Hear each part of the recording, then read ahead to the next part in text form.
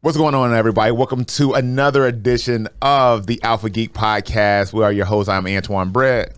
And I'm Taras Denisenko. Yes. And we got a lot of stuff to catch up on. It's been a minute. Yes, it's been a minute. Not that the weather has anything to do with us being able to get in and record podcasts, because it has very little, it's a very small factor. But the weather in Virginia is shitty right now. Dude. It's insane. I think it's been raining. It's rained every day this week so far. Yep. It's Thursday. Yep. So. And if you're driving through, and you're at the Virginia Beach area and you're driving through the hilltop area with all that construction and all the rain, I had an appointment I had to go to today. I was like, damn. Yeah. It's like little rivers going through, and they've been working on that for 5 years now. It's supposed to be a 5-year project total, and they are nowhere near. I mean, it looks like they just started. Yeah. Yeah, like from Laskin up to First Colonial, that's done, and now they're working on that hilltop proper area where Aldo's and everything is. But that shit is it's going to be a while. I heard they ran out of money. Why that kind of is taking so long, or there was issues with water, or I don't know. It was like, I don't know why it was supposed to take so long. It feels like it's been like 10 years. Really? I don't know who told that lie, because those projects are paid for. You bid on a project, and if you put the project out there, someone bids on it, they win the bid, and then they start working. So the money should be allocated at that point. Who knows? I don't know shit. But my barber told me that.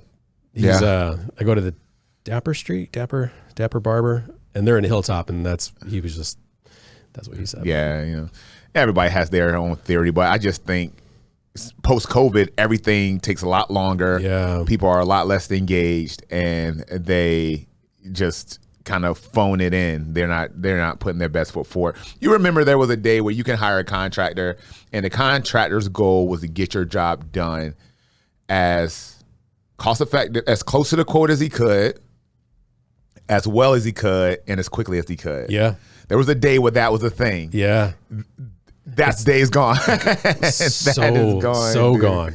It's so almost gone. like we're at the mercy of contractors now, and we're the ones paying for the work. And I understand, pay money for good work. That part I understand and I get it. But if you're over budget, overtime, shitty job, and because we're really supporting this service industry type of mentality, like if you do a job, pay for the job, give them what they ask for, no matter what. Yeah. But you do shitty work, you shouldn't get paid. Yeah. Or you shouldn't get paid what your quote was. Do you think it's partially due to because there's probably more things going on because of COVID, cost overages, the cost of materials, but also lack of labor and lack of qualified labor. It's we just had a guy come back from deployment, and he was talking about going to a trade school, and he was mentioning that whether he's going to go into being electrical or into plumbing, he's like, the amount of money that I can make in this specific trade is pretty wild. It's pretty up there, just because there's nobody that wants to do that stuff. Yeah. So I would imagine the same thing with construction. The people that do it, are they the most qualified? I don't know. Yeah, it's nuts. You know who I just found out makes like buttload of money? Elevator repair people. Oh, yeah. They make a shit ton of money, dude. And like even entry level. Yeah. They make a ton of money. My best friend, one of my best friends, her son just graduated high school, and that's what he's doing. I didn't realize like top end or beginning in the trade, top end is like $200,000. Dang. Yeah. Wow. Yeah. Talk about a highly specialized skill. And I don't know of anybody. I don't know anyone personally either, but that shit got to be dangerous as fuck, though. Yeah. Yeah. Wow. That's wild. Yeah. It's crazy times. We never heard about that going in. I mean, I'm at the age, so in the 80s, people were like, okay, go to college, go to college, go to college. And then when that happened, we started to kind of funnel a bunch of people out of those trades, like people who would have maybe gone into HVAC or electrical or elevator repair. They went to college and to get 4-year degrees. Well, now those trades are hurting. So now mid 90s, late 90s, early 2000s, everybody's like trade. So I guess it's just a balance. Yeah. Cause I remember going to school and like people who were going to shop classes or those trade schools or, I can't remember what the course was called, but everyone would see them as like the dumb kids. I was like, man, they're the ones that make America work. Yeah, for real. Yeah, 100%. That's why, and that's one of the reasons, service industry. I don't know. I don't look down on service industry people. Some people do, but if you're teaching my kids something or you're making my food, I'm treating you like kings and queens, dude. Like that is something that teachers, and they make the least. Teachers make the least. Service industry. What do you make? $5 an hour plus tips. Yeah. I mean, it's lopsided. Or think about those jobs, like the people who paint the lines in the road. Like we had a student take lessons for a while, and that was his whole business, and he was like backlogged, and you just don't think about like, oh, who provides that service? Like just painting the lines in the parking lot. Painting the lines in the road. Man, it's wild. It is wild, man. But the world we live in. Yeah. You know what this weekend is? It is Deadpool weekend. Deadpool Wolverine weekend. Yeah. We ready to go in, man. I mean, and this is the movie, and this might be an exaggeration, but I feel like this is the movie that's gonna make or break Marvel and this phase of Marvel. If this movie doesn't do well, then it's gonna be a real problem for Marvel moving forward with all their upcoming projects. I don't foresee it not doing well though. No, I think this. I say we break $1 billion. Yeah. They were doing their what is it when they go on tour and they're like promoting the movie? Oh yeah, like a press tour. Press tour. Yeah, thank you. They were like where are they in China? Like in these huge inflatable Deadpool balloons and Wolverine and freaking Hugh Jackman is hilarious. And Ryan Reynolds, I mean, the two of them together just as people. Yeah. I mean, you just want to go see it if people have been following them, like watching them on their press tour. Like I just want to see it just to see how they work together. Yeah, no, it's pretty awesome. And the dynamic of them, because you can tell Ryan Reynolds is like almost his job to be funny. He's comic relief. Even though he does a great job of making it look effortless, he is trying to be funny. Yeah. Hugh Jackman isn't even trying to be funny. No. He is just the dynamic between them two. And so I bet the set was ridiculous. I bet it was like just everybody's cutting up all the time. But then the cameos that, all the cameos that we're getting like an X-23 cameo. And she legitimately lied. She did a interview and they asked her, was she in that Deadpool Wolverine movie? And she's like, no, I'm not in it. Like straight up lied that she was in a movie. But I guess that's what you do when you're in a, in a Marvel property. You want to keep all the spoilers as minimal as possible. Totally. Yeah. I feel like, I don't know if I've been like just not paying attention just because I was so consumed with the Acolyte. But like, speaking of all the cameos, like I didn't realize that there's a whole thing, people trying to figure out who the female Deadpool is going to be. Oh, and who the actual actress is. Well, I think it's Blake Lively. Yeah. I mean, if I was married to Blake Lively, she wanted to be in some shit, I'd be like, all right, you want to direct? Come on. Yeah. Don't fuck that up. Yeah. I think it's going to be Blake. Yeah. A lot of people, it was rumored that it was Taylor Swift as well. Yep. But then you look at the suit and whoever's in the suit is way curvier than what Taylor Swift is. Yeah. Not to say there's not some CG or some shit going down there, but God, I hope it's not Taylor Swift. Yeah. She's in it though, right? She's in it at some sort of capacity. Not confirmed. No. It's not confirmed. Okay. So the rumor was that so fan cast was Dazzler. Then she came out and said that there's a possibility that when her, Sean Levy, Ryan Reynolds all went to the Chiefs game earlier in the year or late last year, everybody saw them together like, holy shit, does this mean that she's going to be in the movie? Well, then, of course, she got asked about it, and she's like, no, not in a movie, whatever. But then later on, a lot of rumors came out that she was going to play Dazzler in the movie since she had been fan cast as Dazzler for so much. And, you got to pander to the fans a little bit. But then when the female Deadpool Lady Deadpool thing came out, and we knew that that was going to be a component of the movie, then everybody, oh, it's Taylor Swift playing, Lady Deadpool. But I think it's going to be, because did you see the red carpet? Did you see what Blake Lively was wearing? I didn't. She basically had like a all red and black sequence bodysuit on. So it would make sense, that it is actually Blake Lively. And how could you not have it? How could you not? Yeah, I think it's a great idea. I mean, just to again, going from like the press tour and seeing Ryan Reynolds as just outside of the movie, and Hugh Jackman, like you want his wife to be cast. Yeah, or at least I would. I'd be like, if I was him, I'd be like, Wendy, let's do this. Yeah, we have no budget. We could do whatever we want. Let's put you in this movie and.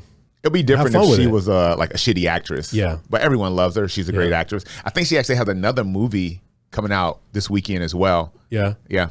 Okay. Oh, Blake Lively? Yeah. Okay. So she's okay with that movie doing $26.47. Yeah, seriously. Because going up against Deadpool ring. Yeah. Nobody's going to see that shit. I suppose that's a really good point. Blake Lively is a good actress, unlike Leslie Headland's significant other, who was not. Yeah. Yes, she is not. So Deadpool. Do we even want to get into the Acolyte stuff? I mean, do we? I think it's worth. I think it's worth mentioning. I did a 2-minute recap, but I think it's more of the repercussions of the show on the fandom that's worth addressing and just maybe visiting a little bit, as well as what other content creators, and there's one content creator I want to just make mention of. I just showed Antwaine this a quick short video. The guy's name is Charlie Hopkinson, and he does a deep fake YouTube channel where he's like portraying Qui-Gon Jinn, Obi-Wan, and Anakin. And then he plays himself as a wannabe Padawan, and they're filming this thing in his living room, and Qui-Gon is constantly just munching on these things. And then Obi-Wan is like this sarcastic, funny character. And then he plays Anakin as just like this. I mean, how he portrays them is awesome. And he does commentary on all the content, and it's not just limited to the Acolyte, but I feel like that's really what's kind of like springboarded his following. So if you all are haven't found him yet, check out at Charlie Hopkinson. He's got on YouTube and Instagram. It's great stuff. So the Acolyte, I feel like, allowed people who have really knowledge of Star Wars and really have the understanding of it. They came out with their own stuff to be able to combat what Disney's trying to do with kind of smacking it down. So how do you feel? Okay, so we were talking off air, and we were in agreement that the Acolyte almost made the Jedi look like dirty cops. Yeah. Like New York dirty, like mob cops, right? Yeah. Not to say that New York cops are like that, please.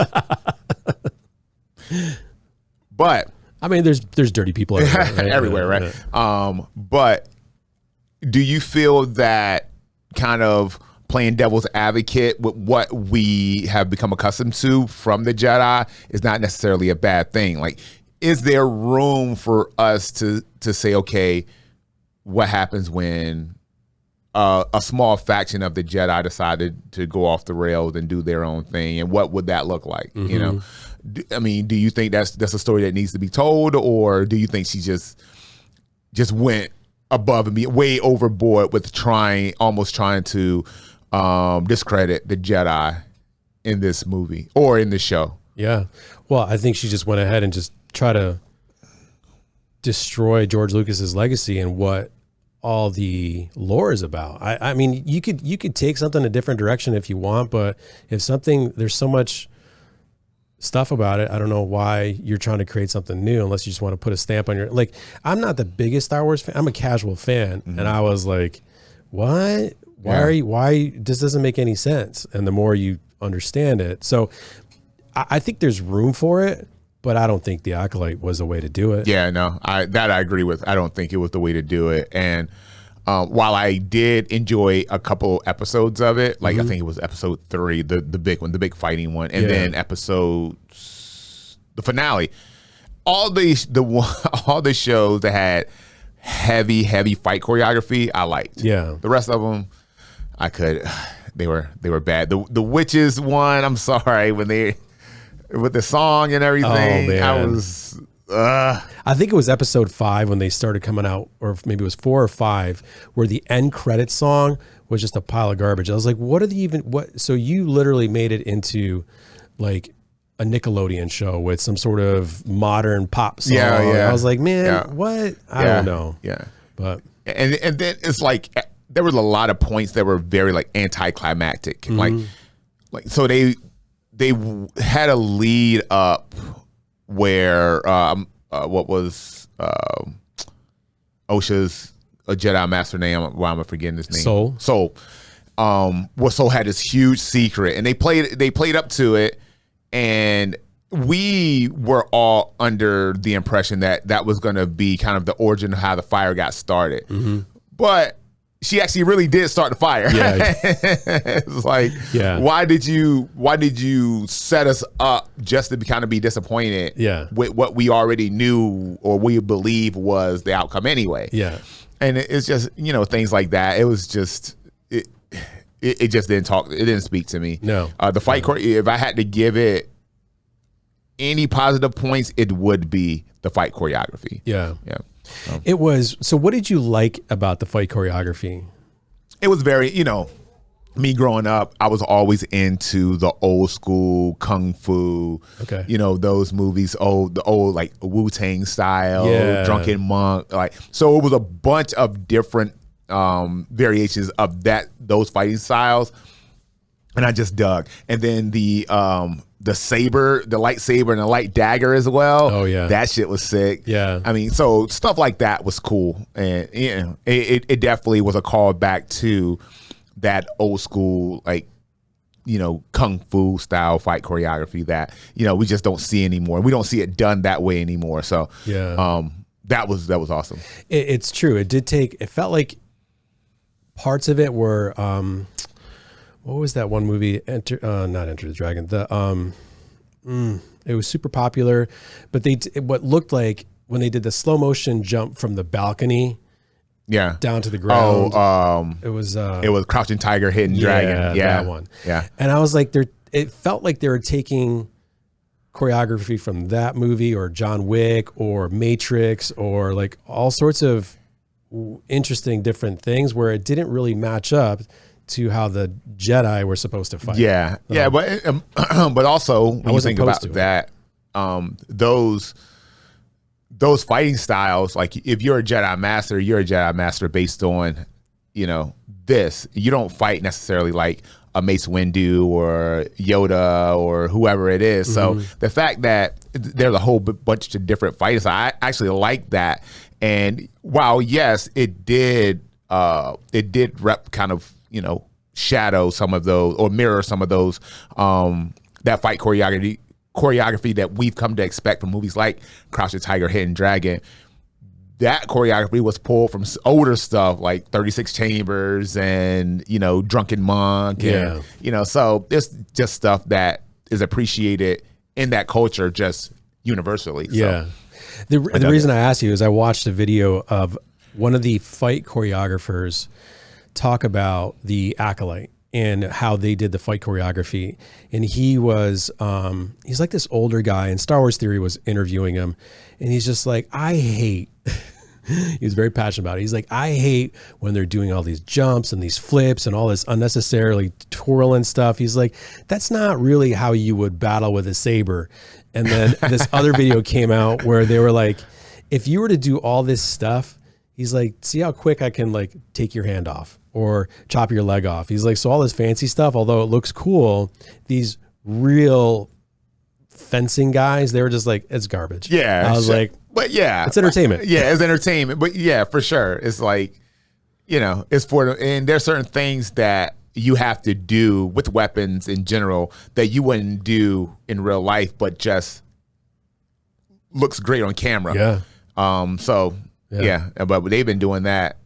But you remember in Revenge of the Sith, like Anakin's lightsaber work. I mean, that shit looks cool as shit, dude. Yeah. Like that's some of the best fight choreography I've ever seen. Yeah. So And he was very dynamic in that way. Like he moved the lightsaber around a lot, and a lot more than what we become used to in comparison, like Obi-Wan, and then even Yoda. Yeah. When Yoda came out of the woodwork and started doing backflips, and I was like, man, what's going on here? That was awesome. And I just, and it speaks to me because I love that stuff, and I can understand how everyone doesn't like kind of connect with that particular aspect of the show or the movie or fight choreography as a whole. So it's I suppose it would be like anybody who's a professional in that certain industry or has high amount of skills in that industry.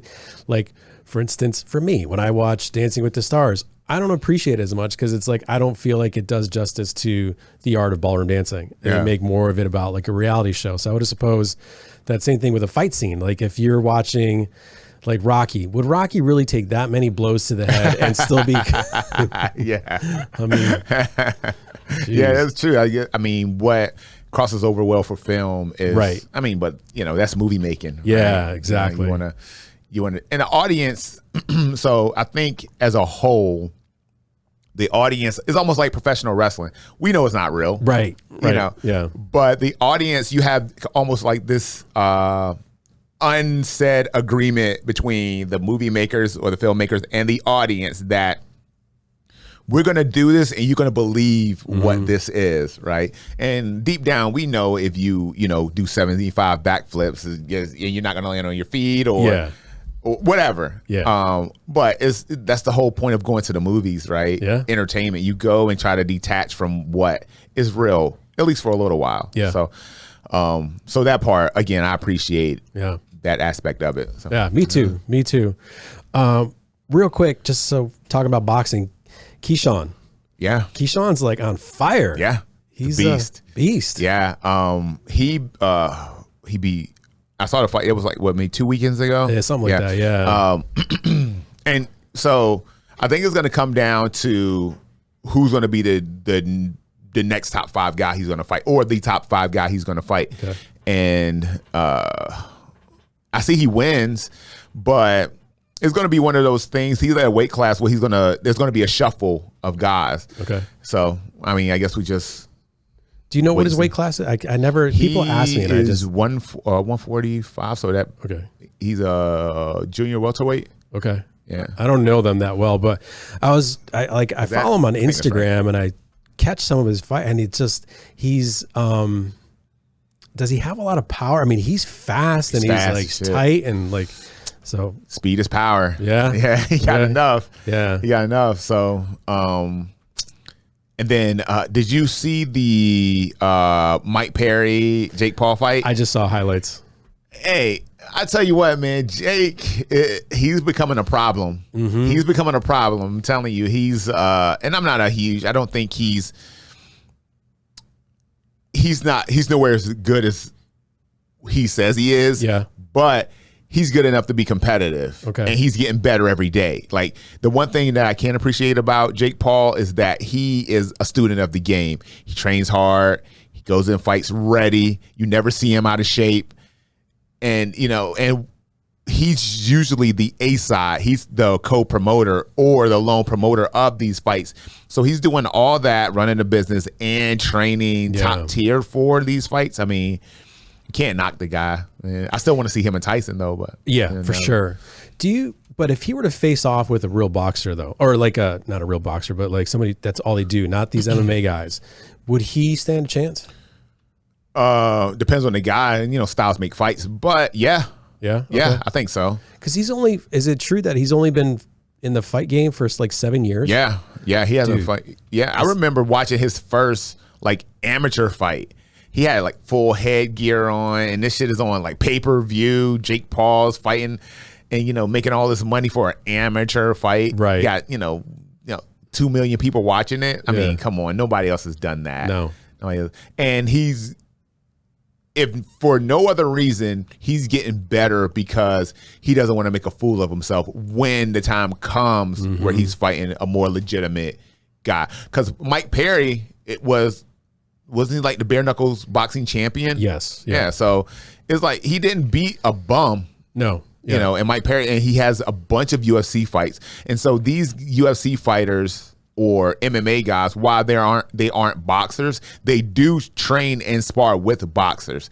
And in order to get ready for a fight, you have to be competitive in that. And so bare minimum, they're versed at boxing. Yeah. You know, they can go in and, you know, they know all the base moves they have and do well at it. Yeah. So to see, you know, Jake Paul come in and do so well is kind of surprising, really. And, yeah. You know.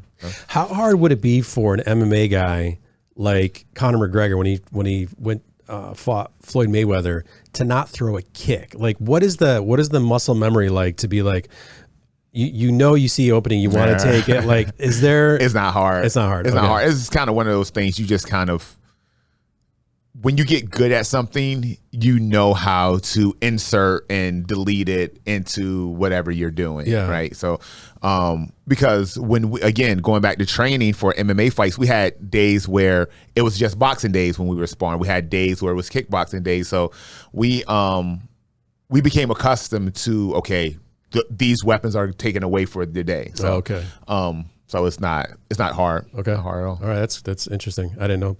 Yeah. That's cool. I mean, has it ever happened? I don't think we've ever seen any MMA guy who has crossed over to boxing kick somebody. No, but like I've seen like on my Instagram feed, because it's like, you know, you search one thing and there's all this stuff comes up where this one dude, and they're in a boxing ring, and the dude just like tackles him and just takes him down, and the ref pulls him off. He's like, what are you doing? And it's like, I don't know if he just wanted to get disqualified because he was going to get an ass beat or something. Yeah, tired of getting hit. Yeah, exactly. And there's not to spend too much time on fighting, but there's this another fighter. He man, I wish I'd prepared for this one, but he's like kind of tall, he's lanky, and he's oh yeah, you know I know who you're talking about. I don't know his name either, but he has like that whole drunken monk kind of style. He pisses guys off.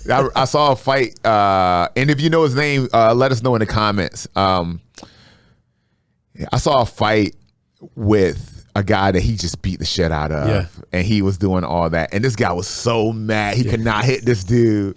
He was so upset. Even after the fight, he didn't want to shake his hand or anything else. He was mad as shit, dude. I would be too. Yeah, I would be upset. Yeah, like, I mean, you over here like just basically cruising and beating my ass, and I'm out here trying my hardest. Seriously, it is so. Yeah, it's entertaining for sure.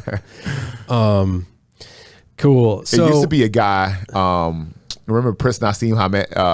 Yeah. He used to not. He was a little bit more. He hit a lot harder and was a little bit more kind of dynamic. Not so much flowy like this guy, but he did a lot of that too, and he pissed a lot of guys off too. Yeah, so. Yeah. And then he got like caught, and he got embarrassed. Pretty I want to bad. say Lomachenko knocked him out. Yeah, I think it was Lomachenko. Yeah, let us know in the comments, but I believe it was. And he was. I don't think he fought again after that. I think that was it. Yeah, he got embarrassed real well. Sticking with the fighting topic, Cobra Kai. Yes, Cobra Kai. I finished season 6. I binged on it. You're on episode. You know what? It's crazy, man. You trip me out sometimes because this motherfucker was watching Suits for 3 years. And then I come in today, he's like, you finished Cobra Kai? I'm like, what? Shit just came out. Yeah. I'm 1 episode in. Yeah. Well, Wendy was excited about it too. So it's like if we're both into the show, and we were traveling this past weekend, we were in Maine, and we had started before our trip, and then every time we got back to the hotel, we would just watch a couple episodes, and they go by so fast. Yeah, so 30 minutes. Fast. I'm a fan of it. But yeah, so what did you think of episode 1? Episode 1 was good. It was a good setup episode. I like how they punched, and you know this more because you've seen the entire season, but I feel like they've punched so much from last season and finished so many stories in that first episode, like how everybody came together, everybody who was kind of still had beef with each other came together, you know, and that was all done in episode 1. So now the rest of the season, which makes sense because there's only 5 episodes for this first half, so it makes sense they try to like cram as much content per episode as they can. Yeah. And I'm not spoiling anything. I feel like they continue that. They cram a lot in there, and some of the episodes can be a little frustrating, and you're kind of left being like, whoa. Yeah. So I'd be interested to see what you think of the. So I do have one question, and I hope they do. And I don't know if it's going to be I guess it would be a spoiler if the answer is yes. But, traditionally Cobra Kai has made it their mission to bring people in from the original Karate Kid property, people who we are used to seeing. Hilary Swank. Oh, yeah. Is she in it? That. Why would she not? Don't drop that ball, Cobra Kai. Man. If we haven't seen her yet, don't drop that ball. Do you know what? I forgot she was in. Yeah, another Karate Kid. Yeah. Yeah, they don't go that way. No? Okay. I mean, they might. Yeah, they might. Because you said the second half of this season starts in November. Mm-hmm. Man, how could you not? Unless you just flat out said no. I feel like that's probably more the case. Yeah. I feel like that was probably a casting that probably couldn't get. But that would be freaking awesome. That would be awesome. Is she hasn't been around. She hasn't done anything in a long time. Yeah, what's the last thing she did? I don't even know. It feels like it was a decade ago she did something. Yeah, I think she played a single mom in a movie that we watched not too long ago. But even when I say not too long ago, that was 5 years ago. Yeah. So, man. Yeah. Yeah, no, they do introduce, I don't know, they do take a storyline a certain way that has to do with the past. Okay. And some people are a little upset by it. Oh man, I'm gonna go home. I'm gonna finish it tonight. A little bit it might be reminiscent of Acolyte-ish. Huh. Yeah. So okay. I don't know. Oh man, what is going on with Cobra Kai? I see now the Cobra Kai. I think they did it the right way. I loved everything about it, and every character seems to grow. And I'm grateful that Johnny Lawrence still has his Johnny Lawrence moments. William Zabka really plays him really, really well. I gotta say, but yeah. Yeah, that's what, because in the first episode they were, it was teased that he might kind of do a resurgence of Cobra Kai, and then it comes full circle and that doesn't happen. But yeah, I think it's important to keep kind of he doesn't totally conform to what Miyagi-Do karate is and that type of mindset. You need a little bit of push and pull, Yeah. Man, now I'm really okay. Yeah, now I really I'm gonna finish it when we talk next week. We can do a full recap. Full recap. So it's but oh my God, freaking Daniel LaRusso. What's his real name? Macchio. Ralph Macchio. Ralph Macchio. So Ralph Macchio, do you feel like Ralph Macchio can play any other character outside of Danielson? I feel like that's the same guy. Yeah, he's the same. Or Ralph Macchio. Yeah, he can play Ralph. I remember he was in Entourage and played himself in Entourage. Yeah. Oh my God. Macchio. Him and Johnny Drama were friends. Wow. And they talk about when they got coked up at some party. Yeah. And that's funny. Yeah, he's in it. It's his character just never seems to have an arc. He just always seems to be Ralph Macchio. He always seems to be Ralph Macchio. Yeah. Does that dude even need to do anything else though? No. I mean, what those royalties and residuals look like from a movie that you're still using content from that was 82? Yeah. So 40 plus years. Yeah. Do you remember in the Thriller album of this total pivot, Michael Jackson, the guy that spoke in the beginning of Thriller, I don't remember the actor's name. The old school, the horror, crap. Yeah, I know. Yeah, I know you're talking about that. But I just read that he had a choice of either taking royalties from that album or getting a one-time payment of $20,000, something like that. And he decided to take the one-time payment. Dude, right? Get out of here! 20 grand. 20 grand. It was something ridiculous. And when I read it, I was like, no way. That can't be true. I mean, but you never, foresight is a business in itself, right? There's no way that you could know that Thriller was going to be Thriller, Like, yeah. Wild. Man. But it's like those decisions, like in any realm, it's like that one decision. And I don't think, what the heck is his name? It's not Orson Welles, is it? No, it's, dang it. As soon as we say it, as soon as I find it. Ask Siri. Hey Siri, who is the voice of the Thriller? Michael Jackson. Voiceover in Michael Jackson's Thriller is Vincent Price. Vincent Price. Yes. Yeah. Thanks, Siri. Yeah. But look at that. Oh, because she is. Siri, you're supposed to only know my voice. It's funny. She didn't answer that shit. No. She was like, you get on my nerves. Yeah.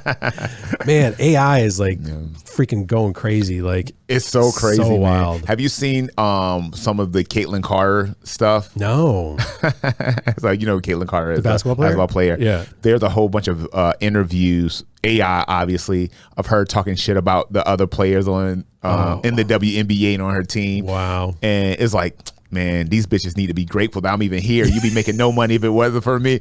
And you can tell it's not real. Obviously, it's not real. Yeah. But just that somebody thought of that and, you know, made an AI version of it is hysterical. Did you see the Biden one?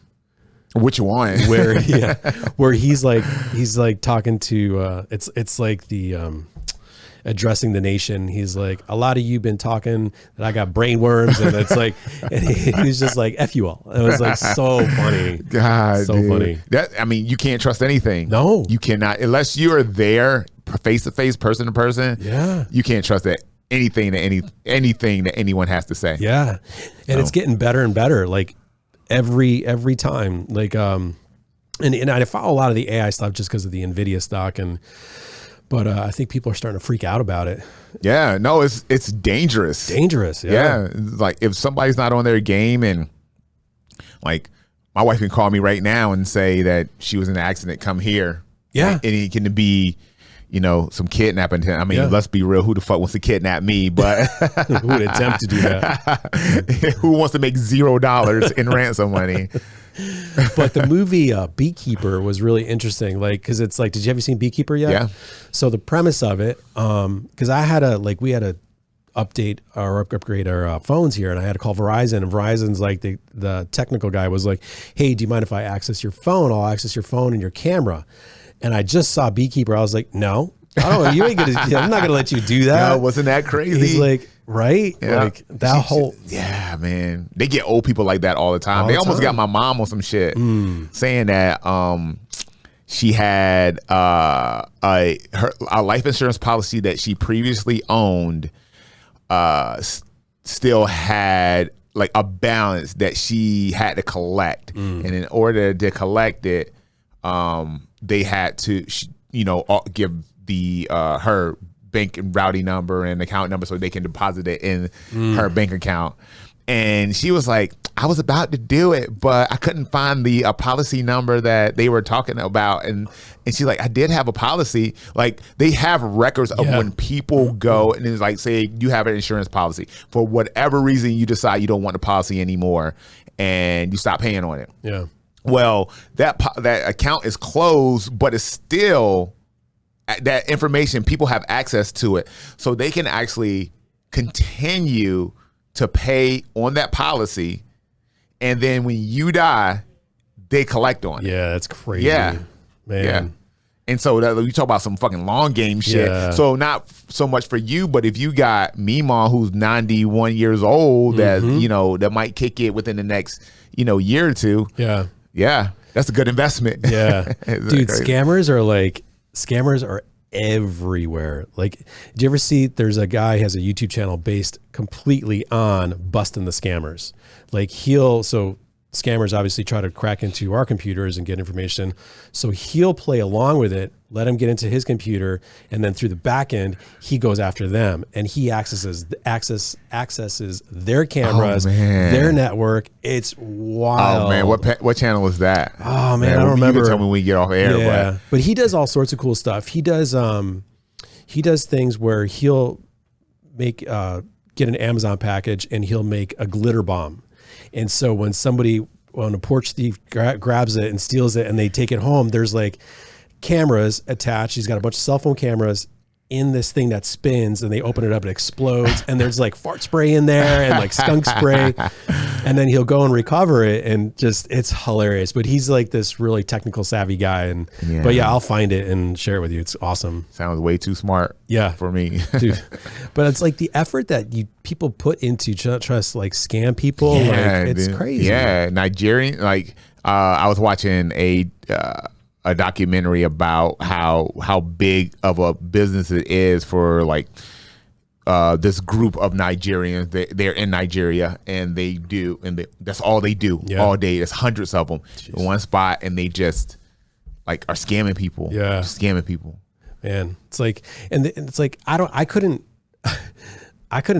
deal with that. I couldn't deal with the guilt of like just ripping people off and just knowing, like, I don't know. It's crazy. Yeah, same. But we're the we're the minority, dude. There's a lot of people out there who don't give a fuck about scamming people. And they'll lie, cheat, steal. About the credit card thing, isn't there like a machine that can read your credit card?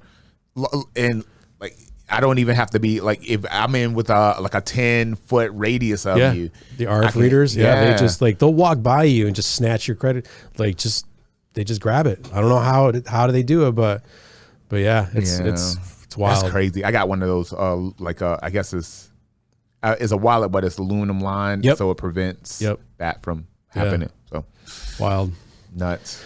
But so this past weekend we were in Maine, and in case anybody has ever gone to Maine, have you ever been to Maine? I've never been to Maine, dude. It is amazing. So driving through Maine into, like, if you had a sports car and the hills and the turns, dude, it was so much fun. It was so much fun. I bet it's pretty this time of year too. Oh, it's amazing. It was amazing. Still brisk. Was it like warm? No, it was warm. It was warm, no humidity. It was like perfect weather. But the funny thing is, just a quick story, is we went there because of Wendy's class reunion.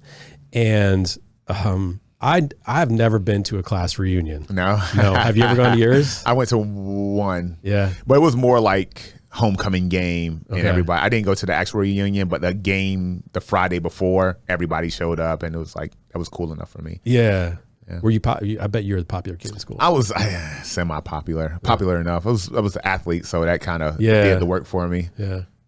But so I'm sitting there, and it was at a pizza place, and it was just beautiful part, like small town in Maine, and we're just, I think it was we were in Freeport, where the home of LL Bean is. And I sat there and I watched cornhole and drank beer, and I got wasted by myself around all these people. It was the funniest thing. I don't know. It was like, what was Wendy doing all this time? Was she just mingling, just catching up with people? Yeah, she was catching up, and I felt bad for her. I was like, don't feel the need to introduce me to everybody, because it's like, they're going to be like, okay. I hate people. I tell the truth. I hate you, motherfucker. But I was like, I don't know. It's like trying to build rapport, and there's like, it is super loud. I was like, no, you should catch up. Don't worry about it. I mean, it's like, I don't know these people, and like, but it was fun watching her reconnect with her friends, and like, just then when we got back to, we got out of there, then she would tell me about stories, and it's cool to hear about old stories and stuff. But yeah, it made me want to think that maybe I should go to my class reunion one of these days. When's the next one coming up? For me, God, I don't know. Jesus. Dude, I graduated in 1991. So 91 from what? What 91? High school. I'm just fucking with you. Yeah. No, that makes sense, because I graduated in 97. So he's a young lad. No, I mean, man, some people I love to catch up with. Like, since I opened the cookie shop, I've had a handful of classmates and people I went to high school with come up and support, which is awesome. So I always love seeing those people. But inevitably, they're going to be people that you went to high school with that you just have no fucking desire to see. Yeah. And you're like, just thinking about seeing this person. But I think Wendy, there was a girl she went to high school with that was not a fan of hers, and somebody not being a fan of Wendy. I was like, really? Yeah. Oh, really? If she like the same as she is now, like just super sweet. Super sweet. Yeah. Everybody that came out to me, they're like, "Oh my God, Wendy, she's always been so sweet." I'm like, okay, that's cool. I am nothing like I am today, like I was in high school. That's for sure. But some girl walked by her and she didn't flex on her, but she was like, she just gave her like a little, like a shoulder bump. I was like, really? And I watched. I was way like, too old for this shit. Did she tell you? Was there a backstory of why this girl felt this way? I don't remember about the particular. Maybe she was like, I don't remember. There was a lot of stories, and I can't remember the one why she. I think it's just like sometimes somebody just doesn't like somebody just because they don't like them. Yeah, there's just like no reason. It's just you'll be my nemesis for some reason. Yeah, luckily, for the most part, I got along with everyone. Yeah. I don't really have any animosity from any high school people. Good. There was one guy that he would go and he would date every girl I dated after I dated him. Oh, he was one of those guys. It was so weird, man. That's weird. It was so weird. I was like, all right, well, that is weird. High school. Yeah. It's like your formative years, and like a lot of people have great memories, and other people are just like, man, it was the worst time of my life. Yeah, really.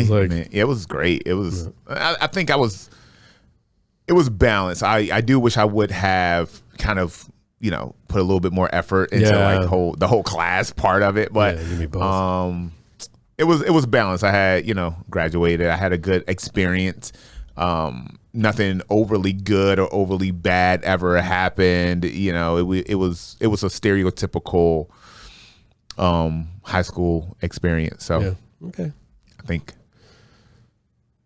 Can you hear me? Yeah. Okay, sweet. So yeah, it was nothing too crazy. Cool. Another quick thing, The Crow, just revisiting that. Yes. There is there's a new one coming out, but Snarky J, she has a YouTube channel as well. She's hilarious. She just interviewed a woman that re-released the Chronicles of the Crow, of the very first one that came out.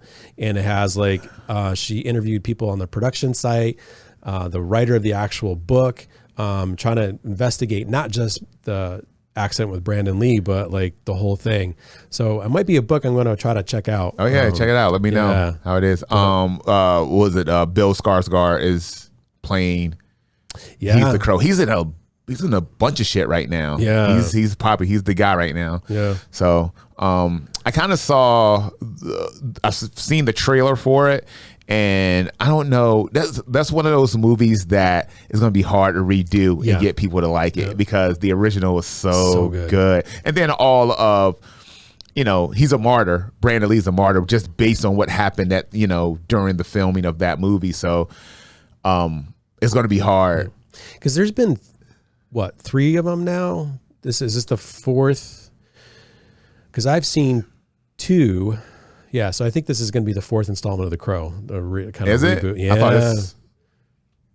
I thought they did the 2. Yeah, I think there was Crow 1 and 2, and then this one. So there was another one in there. I think there's another one because one of them has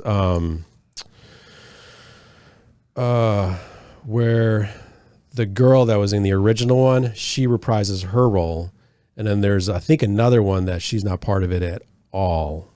I might be wrong. I might be worth a Google on this one, but all right. And it's like the thing that they were talking about, and I kind of have the same feeling about it. Is I just don't think they'll ever be able to recreate the magic that the original Crow was. Yeah, and even though it's a huge fan film, or I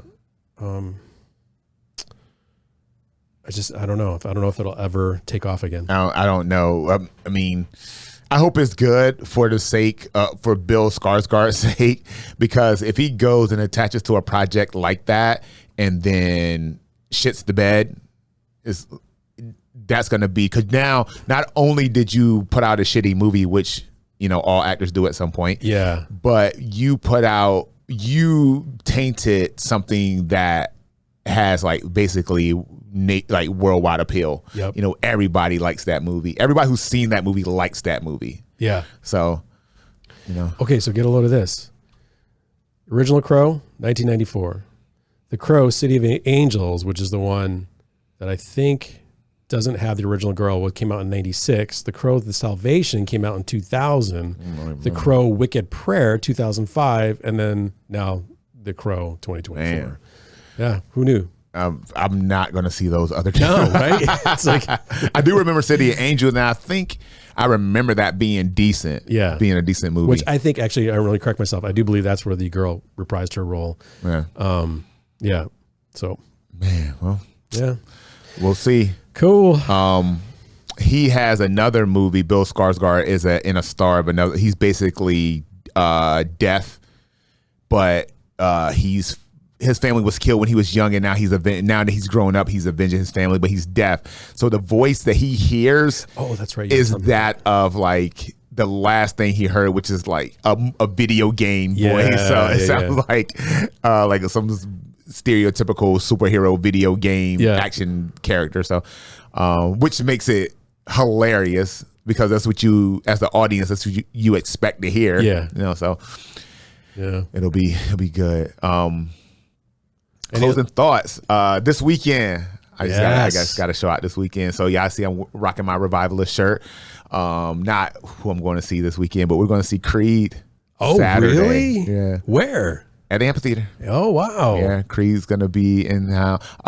Now, I'm not a Creed fan by any stretch of the imagination, but Jamie hanging out on the beach with her girlfriends had one Zima too many and got talked into going to this fucking Creed concert. Yeah. And so I hate going to music and not knowing the music. So now I just went down a rabbit hole of just Creed music and didn't realize I knew as many Creed songs as I did. Dude. Yeah. They were the biggest. Arms Wide Open, Higher, My Sacrifice. Like I was like, oh shit. Yeah. Oh shit. So now I'm excited about going to the concert. I just might go too. Is Scott Stapp? I know some people selling tickets if, you know. Oh, I think it's sold out. Is it sold out? No, I know people selling tickets. Oh, selling tickets. Yeah, because we were able to get upgraded tickets. So now the tickets they had, they can get rid of. Oh, okay. So if you want to go, let me know. I might go. Because is Scott Stapp the original singer, because they broke up. So Creed broke up. Oh, yeah. Okay. Yeah. That's why they were like, Scott Stapp was probably a typical singer where his ego just got really huge and he got, they split off, and then the guitar player, I was really into Creed, by the way. Yeah. The guitar player, shoot, I forgot his name.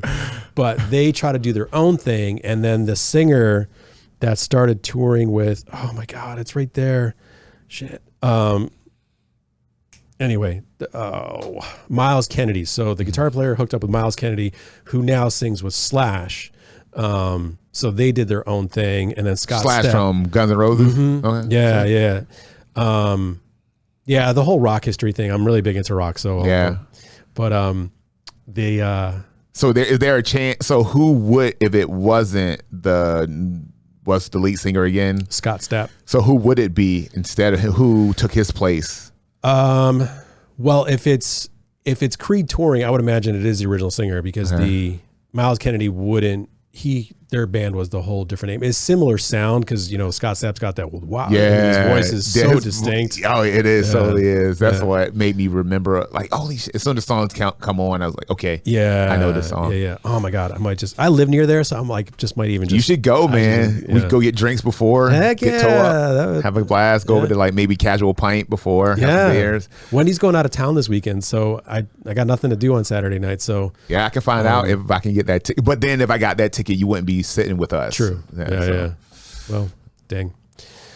But if you just want to enjoy Creed, I might be able to, get a couple of them actually. So I know we have for a fact 4 of them that are up for sale. So okay. All right, cool. Yeah. Let me talk to Wendy about that. But yeah, what else is going on? Anything on the Juggernaut cookie front? Juggernaut cookie front is booming right now. And the cookies, thank you for everybody who's come and checked out the new shop. Somebody drove down from Arlington, Virginia yesterday, and that's 4 hours away. So just to get my cookies. So hashtag better than crumble is going around. Yeah. I'm just saying. I didn't come up with it myself. But the flavors, I'm super proud of the flavors. Super happy that I'm getting the support and very appreciative of it. We got new flavors every week. You can go to the website and see what flavors we have if you want to order, if you're not in the area. And if you are in the area, you can come to our shop every Wednesday 4 to 8 and get the flavor of the week or the flavors of the week, usually 6 to 7 flavors. And like I have the stuff that I'm coming up with right now. I'm just like, I'm feeling myself with this whole cookie thing. Is I'm like, I have a s'mores cookie sandwich with peanut butter cream in the center, fig with cheesecake frosting. Like I'm going all out. So if you're in the Hampton Roads area, stop by. We have a pop-up market every Wednesday at Foodies on Lynn Haven Parkway, 1060 Lynn Haven Parkway from 4 to 8. And get there. We sold out every week, so get there early. That's awesome. Get there early. So that is awesome. Yeah, man. Cool.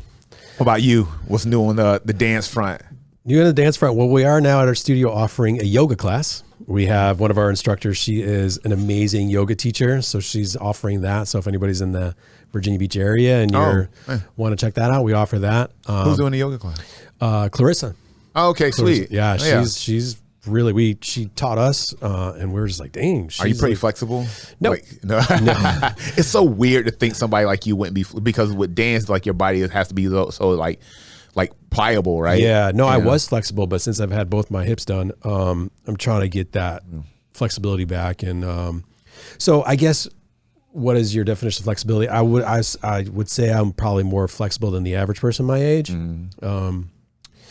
even maybe even younger than me. But dancing, definitely, like, I can now feel that I have more speed, more agility, the healing process. I mean, it takes about a year to kind of fully recover, but so I still have some weird kind of things I can't step across, but yeah. So anyway, but you can't just drop in and take a yoga class. You got to be a member of the Arthur Murray Dance Studio. Yes. So we are it is an exclusive class just to our students. So, but if you do want to check out ballroom dancing or social dancing, we definitely have some great teachers, and Devontae and Clarissa are fantastic. Jack and Andrea, fantastic people. And of course, Wendy and myself. So check us out. Arthur Murray Dance Studio, Virginia Beach, cutterrug.net. Yes, and on the behalf of us, myself, and Taras, we thank you for tuning in, and we will see you next week. See you. Peace. Peace.